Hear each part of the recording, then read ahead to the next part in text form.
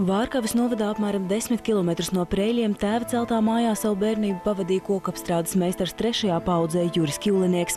Savulaik pēc vecāku šķiršanās viņš pārcēlās tuvāk Rīgai, taču drīz vien saprata, ka pilsētas dzīve nav domāta viņam, tāpēc abi ar sievu Svetlanu jau pirms 13 gadiem ir atgriežušies Jura dzimtajā pusē un savus bērnus, 3, 5 un 13 gadus vecās meitas, nolēmuši audzināt tieši te. Cilvēki runā, ka Jurim ir zelta rokas, tāpēc darba pieticis un par dzīvi ģimeni nav sūdzējusies. Tā tas bijis līdz pat pagājušās svētdienas pēcpusdienai, kad ģimeni pārsteigusi negaidīta un pamatīga nelaime. Kad mājās bija tikai Svetlana, ar meitām sākās ugunsgrēks. Я вышла на улицу за дровами. Первый раз принесла, как-то ни дыма, ничего не было, да. А потом второй раз думаю, сейчас, говорю, дети будем все, говорит, когда мороженое будем кушать. Вот, пошла, говорю, сейчас еще принесу охапку. Выхожу, а там такой, как, вспыхнет наверх такого резко. Огонь. Svetlana uzreiz nesusi ārā no mājas bērnus un neko vairāk kā pāris segas, kurās meitenes satīt, lai nenosalst, tā arī nav paguvusi paņemt. Tad abas ar vecāko meitu zvanījušas glābējam un Jurim. Viņi zvana man, es biju darbnīcās ciematā.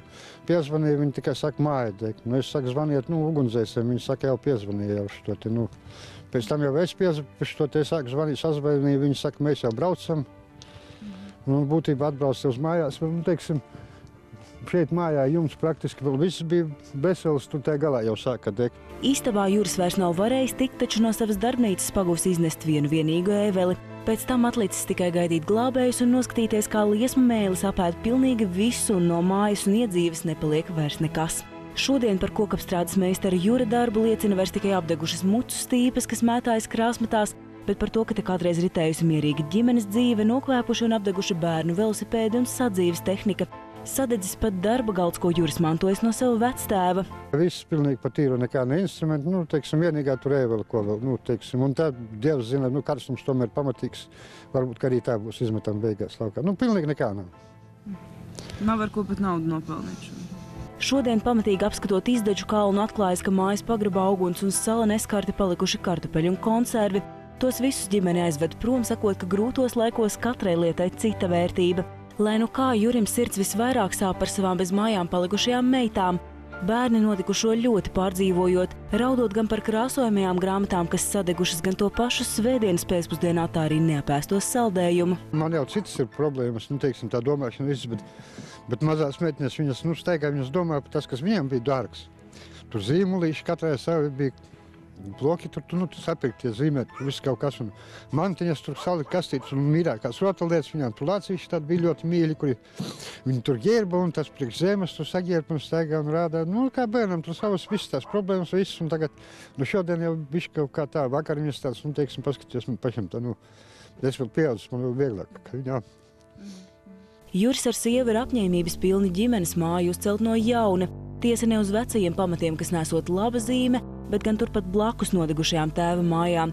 Ja vien būtu tam nepieciešamie līdzekļi, kaut vai daži tūkstoši iesākumam, gan kaimiņi un draugi palīdzētu, gan Juris pats savām rokām darītu, ko vien spētu. Tāpat jāatjauno arī darbnīcu, jo šobrīd bez vajadzīgā aprīkojuma pat naudu nopelnīt šķiet teju neiespējami. Visi, kuri zina par Jura ģimenes nelaimi, jau centušies līdzēt kā var. Atdevuši siltās drēbes, turpat novadā vākuši arī naudiņu, lai ģimene vismaz kaut kā spētu izdzīvot. Prom no šīs puses viņus laist negrib neviens. Mums vakar arī vietējie šeit iedzīvotāji bija uztaisījuši tādu vietēju atbalsta akciju, kad bija savākušies šeit Pilišķu ciemā, kas īstenībā nemaz nav tik liels ciems, ja, apmēram 40 pārstāvi no ģimenēm, un visi tā tad bija vienisprātis, kad mēs nevēlamies, lai Juris meklē un atrod sev citur mājvietas. Mēs gribam, lai viņš paliek tieši šeit Vārkavā, jo viņš ir mūsu noteikti viens no cilvēkiem, kuru varam teikt, ka viņš ir mūsu lepnums.